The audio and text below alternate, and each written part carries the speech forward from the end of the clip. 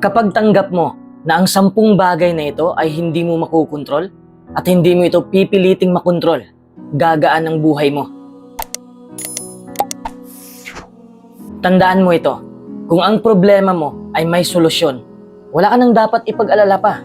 Pero kung sa tingin mo, ang problema mo ay walang solusyon, ang pag-aalala ay magpapalala pa sa problema mo. Ibig sabihin na huwag mong pilitin ang mga bagay na hindi mo mapipilit. Huwag mong pilitin ang mga bagay na hindi mo mababago. Huwag mong pilitin ang mga bagay na hindi mo makukontrol. May mga bagay naman na makukontrol natin. May mga bagay din na mangyayari na hindi natin kontrolado. At kailangan nating matutunan kung paano mag-adapt kapag nangyari ang mga bagay na wala sa ating kontrol. Ano ang 10 bagay na ito na hindi natin makukontrol? Number 1, pagtanda. Sa kabila ng kahangahangang pagsulong sa medisina, ang pagtanda ay nagdudulot pa rin ng hirap at kalungkutan. Ang pagtanda ay tinaguri ang pinakamasalimuot na biological problem. Hindi pa rin natutuklasan ng mga scientists sa kanilang mga pananaliksik ang paraan upang mapigilan ito. Hanggang sa ngayon, walang anumang ibinibentang produkto na makapagpapabagal, makapagpapahinto o makapagpapabago sa epekto ng pagtanda ng tao. Bagaman nakatutulong ang masustansyang pagkain at ehersisyo upang bumuti ang iyong kalusugan at mabawasan ang panganib na mamatay ka ng maaga dahil sa sakit, wala pang napatunayang anumang bagay na makapagpapabagal sa pagtanda. Kahit ano pang ihihidhid natin sa mukha natin, kahit ano pang lotion ang ipahid natin sa ating balat, gumaganda ang kutis natin, pero hindi natin mapipigilan ang ating pagtanda. Ang lahat ay nasisira at kasama na ang ating mga katawan. Hindi natin ito maiiwasan. Ang punto ko lang, walang saysay na magalit pa o ma-stress tungkol sa pagtanda. Marami kasi ang nababahala, nababalisa, at natatakot.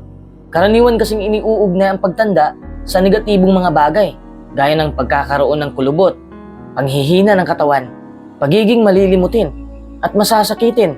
Acceptance is key. Tanggapin mo na may limitasyon ka na. Tanggapin mo na hindi mo na magagawa ang mga bagay gaya ng dati.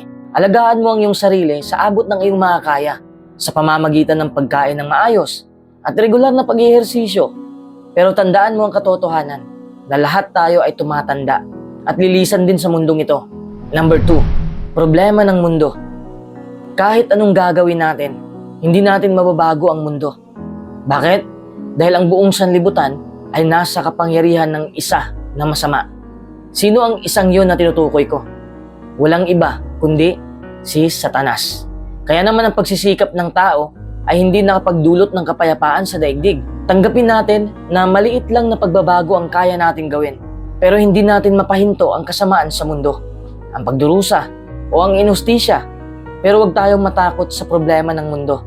Dahil nangako ang Diyos na magtatatag siya ng isang gobyernong mamamahala sa lahat ng tao. Ito ang papalit sa mga gobyerno ng tao. Si Jesus ay mamamahala bilang prinsipe ng kapayapaan. Aalisin niya ang lahat ng kasamaan sa lupa at tuturuan ang mga tao na mamuhay ng payapa. Number 3, hindi inaasahang pangyayari. Natural na matataranta tayo kung may mangyayaring hindi natin inaasahan. Pero asahan natin na mangyayari talaga ang masamang bagay sa ating lahat. Darating din tayo sa puntong yan. Hindi man natin pinangarap, pero maranasan natin yon. Kailangan positibo pa rin ang ating pananaw sa buhay. Likas na kasi sa atin na negatibo ang ating reaksyon sa negatibong nangyayari. But it will lead to an even worse outcome. Hindi na kasi tayo makakapag-isip ng maayos. Remember that you can get something positive out of every situation.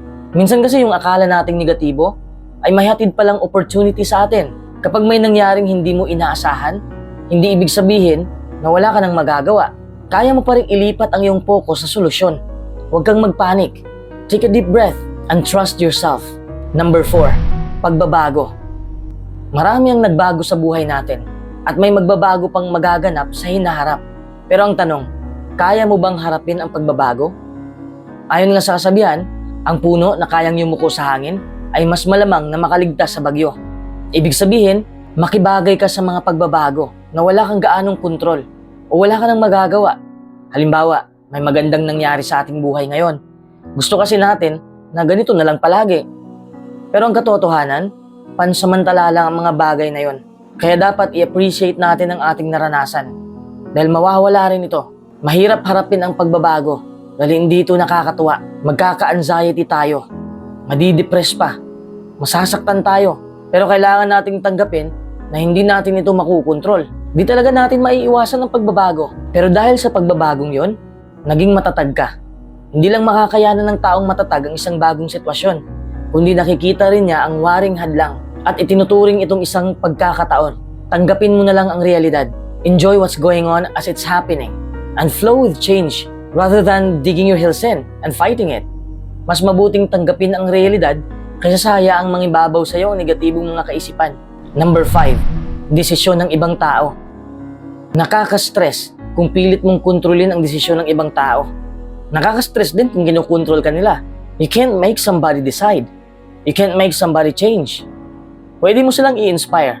Pwede mo silang i-educate. Pwede mo silang suportahan sa kanilang pagbabago. Pero hindi mo hawak ang kanilang desisyon. Iba-iba kasi ang ating kagustuhan. May mga panahon na alam mo kung ano ang pinakamabuti para sa mga taong pinapahalagahan mo. At posibleng may tama ka. Ngunit may karapatan sila na gumawa ng kanilang sariling paraan. At kung mahal mo sila, tatanggapin mo yon. Yun ngang mga masasamang tao ay gumawa ng masama kahit alam nilang bawal. Pero ginagawa pa rin nila dahil yun ang desisyon nila. Wala namang problema kung sang-ayon ka ba sa desisyon nila o ayaw mo ba silang suportahan.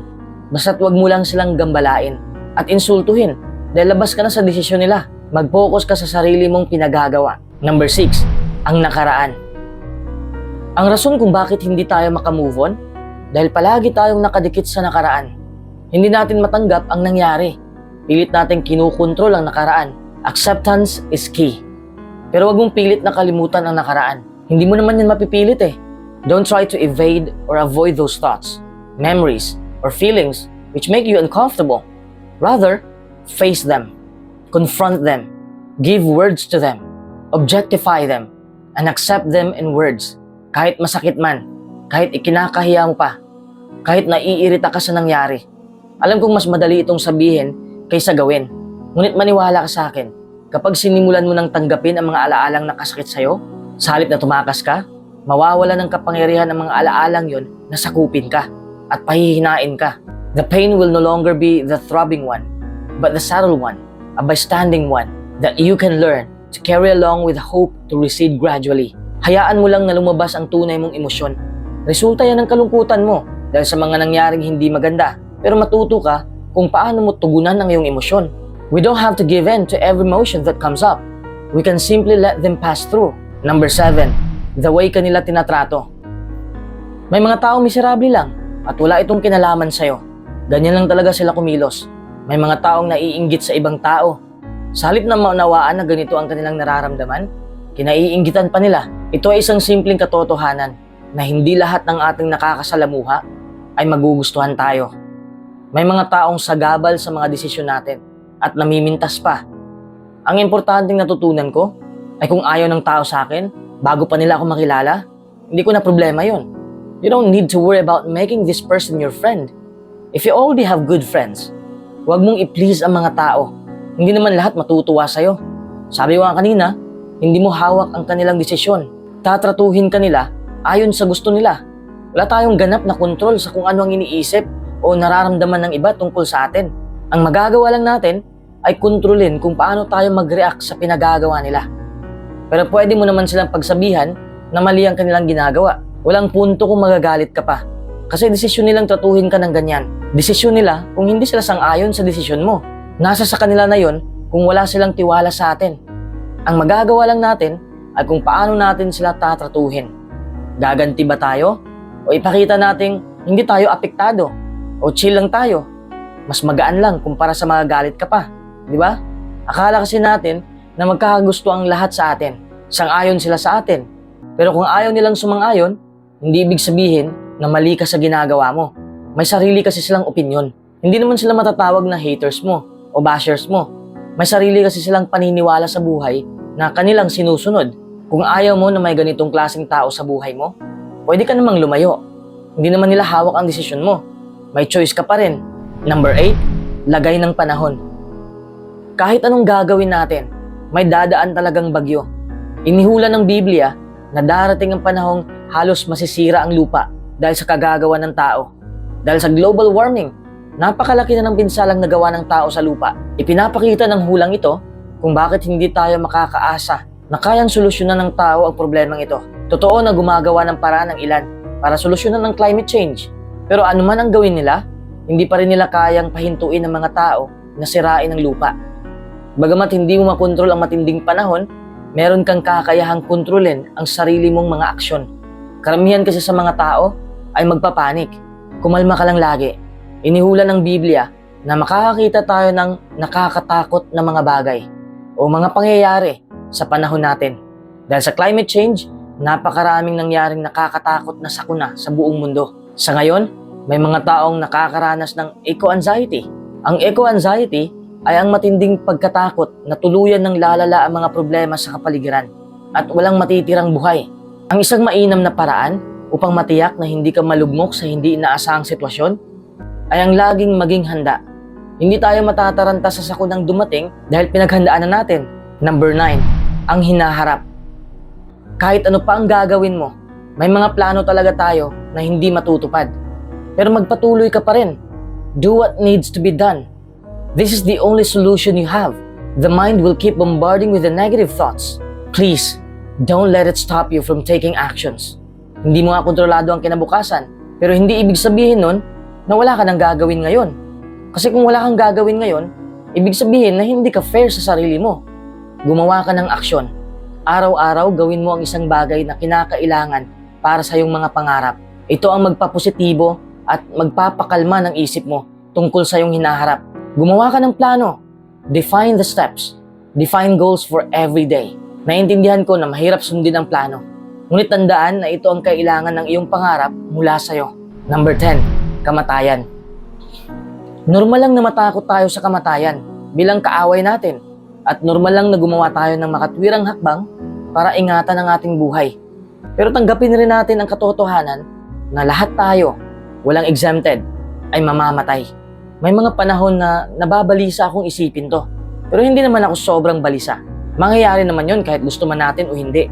Ang medyo ikinatakot ko lang ay kung mamamatay ako dahil sa malubhang karamdaman. Tapos dumaan pa sa mahabang pagdurusa. Pero sabi ko nga kanina na wala tayong kontrol sa ano ang mangyayari sa hinaharap. Ang katotohanan tungkol sa kamatayan ay maaari itong mangyari anumang oras. Nagugulat na tayo na may kakilala tayong namatay nang hindi natin inaasahan. Kaya ngayon, gawa lang ako ng gawa ng mabubuting bagay para wala na akong pagsisisihan sa huli. Kasi kung puproblemahin natin ang kamatayan, kung magpapadala tayo sa takot, bibigat ang buhay natin. Hindi na rin peaceful ang ating isipan. Kaya hindi na kailangang labanan ang alinman sa mga hindi maiiwasang karanasang ito sa buhay. Kung hindi mo ini-stress ang tungkol sa 10 bagay na ito, mas mababa ang epekto nito sa'yo kapag lumitaw na ang mga ito. Magiging okay din ang lahat.